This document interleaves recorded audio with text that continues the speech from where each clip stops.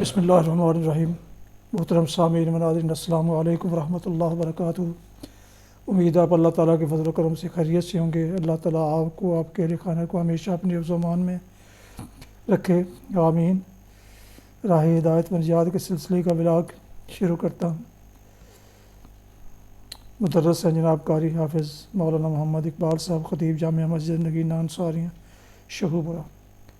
جن دوستوں نے ابھی تک میرے یوٹیوب چینل راہ ہدایت رشیدی کو ابھی تک سبسکرائب نہیں کیا، ان سے گزارش ہے کہ سبسکرائب کر کے، لائک کر کے، بیل آئیکن کو ضرور پریس کریں تاکہ آنے والے ایسے روحانی اور قرآنی ولاگ ان تک باقاعدہ اور بر وقت پہنچتے رہیں۔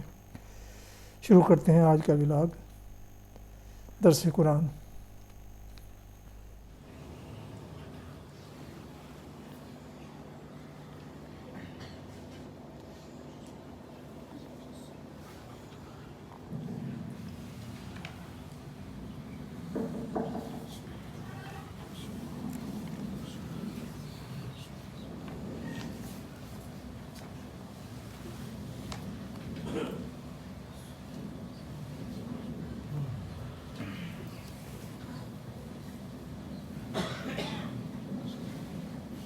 الحمد لله وكفى والصلاة والسلام على من لا نبي بعد أما بعد فأعوذ بالله من الشيطان الرجيم بسم الله الرحمن الرحيم وقال الذين في النار لخزنة جهنم ادعوا ربكم يخفف عنا يوما من العذاب قالوا أولم تك تأتيكم رسلكم بالبينات قالوا بلى قالوا فادعوا وما دعاء الكافرين إلا في ضلال صدق اللہ العظیم۔ اور یہ سب جو آگ میں پڑے ہوں گے دوزخ کے نگرانوں سے کہیں گے کہ اپنے رب سے دعا کرو کہ وہ کسی دن ہم سے عذاب کو ہلکا کر دے۔ وہ فرشتے کہیں گے کہ کیا تمہارے پاس تمہارے پیغمبر کھلی کھلی نشانیاں لے کر آتے نہیں رہے تھے؟ دوزخی جواب دیں گے کہ بے شک آتے تو رہے تھے۔ وہ فرشتے کہیں گے پھر تو تم ہی دعا کرو، اور کافروں کی دعا کا کوئی انجام عطارت جانے کے سوا نہیں ہے۔ سورہ مومن کی آیت 49 اور 50 ہیں۔ اللہ تعالی شانہ نے فرعون اور اس کی وہ رعایا جس کے ساتھ کفر و شرک پر آخر دم تک جمے رہے، اور وہ کہتا تھا کہ سب سے بہتر طریقہ اور راستہ اور تہذیب میری ہے، حالانکہ بہتر راستہ اللہ کا ہوتا ہے۔ اللہ کے انبیاء علیہ السلام اور نیکوں کی راہ سب سے زیادہ سیدھی، بہتر اور نافع ہوتی ہے۔ اس مرد مومن نے جس کو اللہ نے ایمان عطا کیا تھا قوم قبط میں سے، اور بعض مفسرین نے لکھا کہ یہ جو فرعون تھا اس کا بیٹا کوئی نہیں تھا، ادھر رب بنا ہوا ہے، ادھر بیٹوں سے محروم ہے، تو یہ اس کا چچا زاد بھائی تھا جو نائب السلطنت تھا کہ فرعون مر گیا تو حکومت کس کے پاس آئے۔ تو اس نائب کو اللہ تعالی شانہ نے ایسا ایمان بخشا کہ سیدنا موسیٰ علیہ السلام کی دعوت حق کو اس نے قبول کیا اور ایک موقع تک چھپائے رکھا۔ پھر جب ضرورت سامنے آئی تو اپنے ایمان کا اظہار کیا اور دعوت حق سب کو دی۔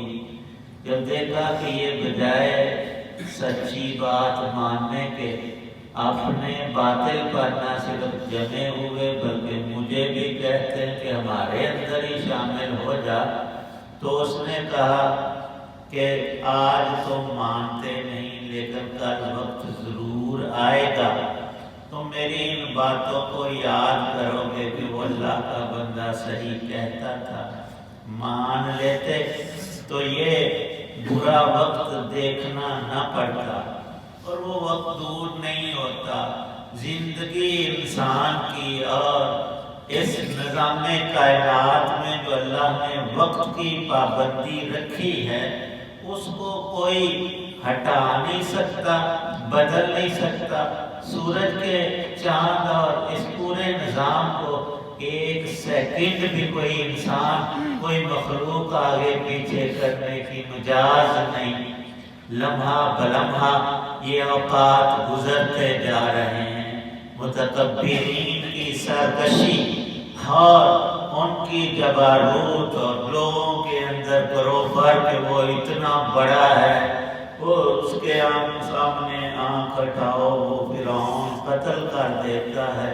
کب تک وہ رب کی ایک ڈیل ہوتی ہے، ایک سرخ لکیر ہوتی ہے، وہ آن پہنچی اور یہ غرقاب ہوئے، دنیا میں ذلیل رسوا ہوئے کہ پانی کے اندر لاشیں ان کی تیر رہی ہیں، کوئی پکڑنے والا دفنانے والا نہیں، اور اللہ پاک فرماتے ہیں ہم نے ان کو ڈبویا۔ صرف ایک ذات اللہ کی ہے جو کسی سے ڈرتا نہیں، جو ڈرتے ہیں نا وہ رب نہیں ہوتا۔ اللہ پاک فرماتے ہیں میں نے ان ظالموں کو، سرکشوں کو دنیا میں سزا دی اور مرتے ہی ان کو آگ کے سامنے رکھ دیا، دوزخ کے، اور قیامت میں اسی جہنم میں ان کو داخل کروں گا۔ کوئی ہے جو رب کے اس ارادے اور مشیت کو روک سکے؟ پر اللہ ظالم نہیں ہے۔ اس نے ایک کے بجائے دو نبی بھیجے، حضرت موسیٰ علیہ السلام اور ان کے بھائی حضرت ہارون علیہ السلام، اور تیسرا یہ مرد مومن جو اس کی اپنی قوم میں سے ایمان لایا تھا، اور دو آدمیوں کو اللہ نے توفیق بخشی پوری قوم قبط میں کہ حکمران یہ تھے۔ ہمارے یہاں پارٹیاں ہوتی ہیں، فلاں پارٹی کی اب حکومت ہے، فلاں کی، اس وقت قومیں تھیں، ایک بنو اسرائیل کی قوم تھی، دوسری قبطی قوم تھی۔ حکومت اس وقت موسیٰ علیہ السلام کے دور میں قوم قبط کی تھی، اور پوری قوم میں صرف ایک فرعون کی بیوی مسلمان ہوئی، حضرت آسیہ رضی اللہ عنہا، اور ایک یہ مرد مومن جس کا ذکر تفصیلاً گزرا، فَسَتَذْكُرُونَ مَا أَقُولُ لَكُمْ۔ تو قیامت میں جب ان ظالموں کو اور تمام کفار و مشرکین کو اور بعض گناہ گاروں کو بھی فرمایا نبی پاک صلی اللہ علیہ وسلم نے، بالخصوص سے میری امت کے مسلمانوں، تم بڑے گناہوں سے تو ضرور بچنا۔ قتل ہے، زنا ہے، ناحق لوگوں کا مال چھیننا اور کھانا، رشوت اور سود ہے، منشیات کا استعمال ہے، چوری ڈاکہ، یہ بڑے بڑے گناہ ہیں، ان سے فرمایا بچ کر رہنا۔ تو حق تعالی شان ہو چھوٹے گناہوں کو تو نیکیوں سے ہی مٹاتے رہتے ہیں۔ ہم جو مسجد کی طرف آتے ہیں تو یہ باتیں ہماری عقل اور تجربے کی نہیں، یہ وحی کی ہیں۔ اللہ کے پیغمبر ارشاد فرماتے ہیں کہ نمازی کے ہر قدم پر جو مسجد اور نماز کے لیے اٹھاتا ہے ایک نیکی دی جاتی ہے اور ایک گناہ معاف ہوتا ہے۔ وہ گناہ جو معاف ہوتے ہیں وہ صغائر ہیں، چھوٹے گناہ ہیں۔ بڑے گناہ کرنا مومن کی شان ہی نہیں، لیکن ان میں بھی اللہ تعالی شانہ نے معافی رکھی ہے۔ دنیا میں تم توبہ کر لو اور رب سے معافی مانگو، وہ سارے ہی گناہ معاف کر دے۔ یہاں کوئی ایسا انسان نہیں وہ اپنے رب سے کہے اللہ مجھے معاف کر دے، اور اللہ پاک فرمائے نہیں تینوں بھی ایسا بخشنا۔ یہاں تک لکھا ہے کہ سیدنا موسیٰ علیہ السلام طور پر جاتے تھے جہاں اللہ سے ہم کلامی کا شرف بھی ہوا، حاصل ہوا۔ ایک موقع میں آپ تشریف لے جا رہے تھے دور کی طرف، شیطان آ گیا سامنے، ابلیس کہنے لگا کہ کلیم اللہ تیری رب سے بات ہوتی ہے ڈائریکٹ، میری بھی سفارش کر دینا کہ اس کی بھی بخشش فرما دیں۔ موسیٰ علیہ السلام نے کہا کہ میں اللہ کے حضور کہہ دوں گا، عرض کر دوں گا۔ اللہ پاک نے ارشاد فرمایا کہ یہ ہے متکبر اور ضدی، اس کے ساتھ بخشش کی صرف اتنی ہی شرط ہے۔ اسے کہا تھا کہ آدم کے سامنے اپنا سر نگوں کر نیچا ہو، یہ اور اکڑا تھا کہ میں بہتر ہوں، گویا کہ اس کا علم رب سے زیادہ ہے، اور اللہ کی حکمت علی اس نے کی تھی۔ اب بھی فلاں جگہ حضرت آدم علیہ السلام کی قبر ہے، وہاں جا کر تعظیم کا سجدہ کر۔ عبادت کبھی بھی غیر اللہ کی جائز نہیں ہوئی۔ جو ہم ایک دوسرے کی، اپنے بڑوں کی، ماں باپ استادوں کی تعظیم کرتے ہیں تو قرآن پاک میں موجود ہے۔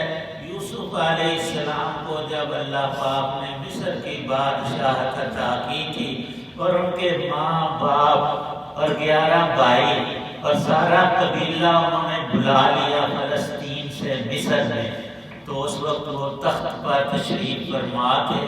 ان سب نے فرشی سلام کیا۔ وہ فرشی سلام جو ہوتا تھا سجدے کی مانند ہی ہوتا تھا۔ تو حضرت یوسف علیہ السلام کو جو بچپن میں خواب آیا تھا کہ 11 ستارے، سورج اور چاند مجھے سجدہ کر رہے ہیں، ان کے والد یعقوب علیہ السلام نے یہی تعبیر ارشاد فرمائی تھی، اللہ پاک تمہیں بڑا بلند مرتبہ عطا کریں گے اور ہم سب تیرے سامنے اس وقت جھکیں گے۔ وہ منظر بھی قرآن نے ذکر کیا، لیکن وہ کفر و شرک ہرگز نہیں تھا۔ شروع میں جب آدم علیہ السلام اور حوا کو زمین پر اتارا گیا، یہاں کی آبادی کے لیے اولاد پیدا ہونا شروع ہوئی۔ کئی لوگ تو بہت ہی مبالغے کرتے ہیں تاریخ یا کسی اور حوالے سے کہ ایک جوڑا صبح پیدا ہوتا تھا، ایک جوڑا شام کو۔ ایسا ہرگز نہیں، کبھی نہیں۔ محققین نے یہی ارشاد فرمایا کہ ہمیشہ سے انسانوں کے ہاں توالد و تناسل کا سلسلہ ایک ہی نہج پر رہا ہے کہ بچہ اور بچی وہ ماں کے پیٹ میں 9 ماہ میں مکمل ہوتے ہیں۔ ہوتا یہ تھا کہ ایک حمل سے 2 بچے، ایک بیٹا اور بیٹی پیدا ہوتے ہیں۔ اب بھی کئیوں کے ہاں 2 یا 3 بچے ہو جاتے ہیں، بیک وقت پیدا ہو۔ تو ایک حمل سے پیدا ہونے والے، پھر جو دوسرا حمل ہوتا تھا اس میں جو بچے بیٹا اور بیٹی پیدا ہوتے تھے، جو ایک ساتھ پیدا ہوتے ان کا معاملہ تو حقیقی بہن بھائیوں جیسا، اور ان کا نکاح دوسرے حمل میں پیدا ہونے والوں سے ہو جاتا تھا۔ یہ وقت کی ضروریات میں شرائع کی کچھ تبدیلی تھی۔ ہمارے ہاں حضرت رسول پاک صلی اللہ علیہ وسلم نے بڑی سخت تاکید فرمائی کہ تم غیر مسلموں کی طرح میری قبر پہ سجدے نہ کرنا۔ جب سرکار نے خود منع فرما دیا اور فرمایا کہ کسی بھی انسان اور مخلوق کو اللہ کے علاوہ سجدہ کرنا جائز نہیں۔ پہلے بھی جائز نہیں تھا عبادت کا سجدہ، لیکن آپ نے تعظیم کا سجدہ بھی حرام قرار دے دیا۔ بلکہ شرعی مسئلہ یہ ہے کہ جو ہماری عبادت کی کوئی بھی شکل اور حیت ہے، جیسے ہاتھ باندھ کر کھڑے ہونا، رکوع کرنا، سجدہ کرنا، یہ نماز کے مخصوص ارکان ہیں۔ کسی کی تعظیم میں کھڑا ہونا تو ایک حد تک جائز ہے، لیکن ہاتھ باندھ کر جیسے ہم نماز پڑھتے ہیں اس طرح کھڑا ہونا جائز نہیں۔ سلام میں تھوڑا سا سر نگوں ہونا اپنے استاد باپ بڑے کے سامنے وہ تو ٹھیک ہے، لیکن رکوع کی شکل بنانا حرام اور ناجائز ہے۔ یہ نبی پاک صلی اللہ علیہ وسلم نے اس لیے بھی ارشاد فرمایا، شریعت میں اسے سد ذرائع کہتے ہیں۔ سب لوگوں کو ہر بات کا پتہ نہیں ہوتا، یہ سجدہ عبادت کا ہے یا تعظیم کا، تو آپ نے مطلقاً سجدہ منع کر دیا۔ تو موسیٰ علیہ السلام نے واپسی پر ملا، ہاں جی میری سفارش کی ہے، فرمایا کہ ہاں فلاں جگہ آدم علیہ السلام کی قبر ہے، ان کی تعظیم کے لیے وہاں جھک جا، سجدہ کر دے، سب معاف۔ آدھا میں جی سجدہ انہوں کرنا ہے، قبر میں تو میں جیوندے نوں کر لے گا، یہ شرط قبول نہیں۔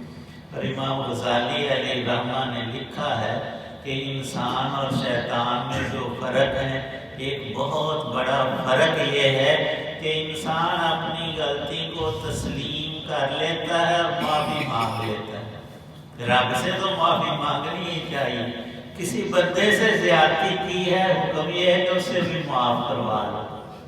اور یہ ایسا ٹھیٹ ہے، لکھا ہے کہ دوزخ میں اسے ڈالا جائے گا، اور 1,00,000 سال کے بعد اللہ پاک فرمائیں گے کہ اب بھی تیرے لیے موقع ہے، تجھے بخش دیتے ہیں، تو وہی کام کر جو تمہیں پہلے دن کہا تھا۔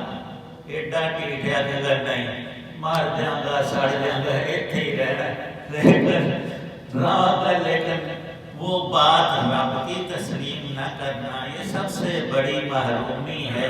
یہاں پر ان دو آیتوں میں اللہ پاک فرماتے ہیں بالآخر دوزخ کے نگران فرشتوں سے وہ کفار دوزخی فرعون اور اس کے ماننے والے اور اس قماش کے سارے ہی انسان اور جنات کہیں گے یار یہ تو ہمیں یقیناً پتہ ہے کہ ہمیں اس آگ سے نکلنا کبھی نصیب نہیں ہوگا، اور یہ بھی نہیں ہو سکتا کہ 8 دنوں میں، 1 ہفتے میں 1 دن یا 2 چھٹی کے آ جائیں، اور اتنا تو ہو سکتا ہے کہ کسی وقت میں ہمارا عذاب آدھا کر دیا جائے، کچھ تخفیف کر دی جائے، اس کی تو سفارش کرو۔ نگران فرشتے کہیں گے ہم سفارشوں کے لیے یہاں مقرر نہیں ہوئے، تمہیں سزائیں دینے کے لیے آئے ہیں، اور سفارش کام تھا تمہارے نبیوں کا، یہ تو ہمیں بتاؤ کہ تمہارے پاس کوئی اللہ کا پیغمبر یا اس کا نائب دنیا میں نہیں آئے تھے؟ تسلیم کریں گے کہ آئے تھے لیکن ہم نے تکذیب کی۔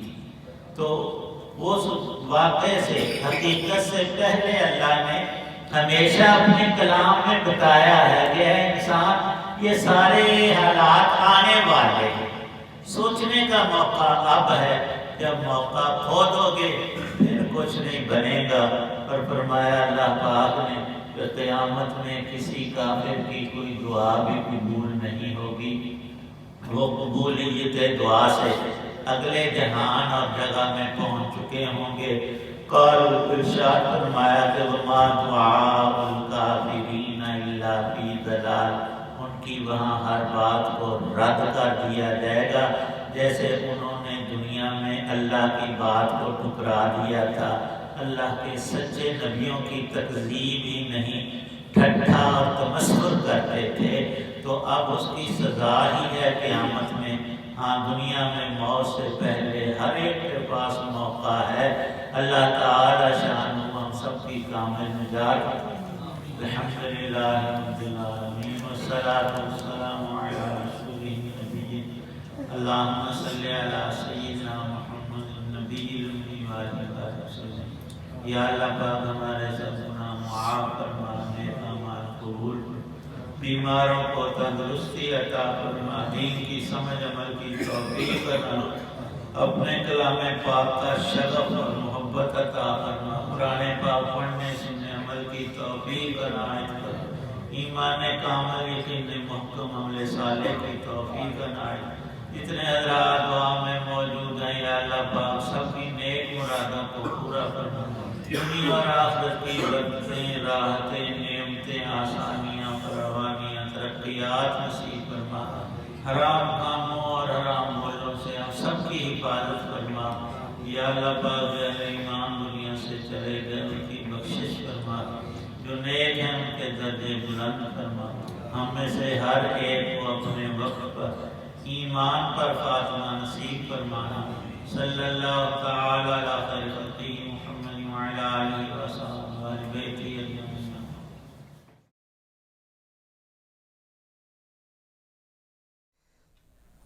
ناظرین و سامعین، یہ تھا آج کا راہ ہدایت فنجات کے سلسلے کا ولاگ درس قرآن، جس میں آج سورہ المومن کی آیات مبارکہ 49 اور 50 کی تلاوت، ترجمہ اور تفسیر بیان کی گئی۔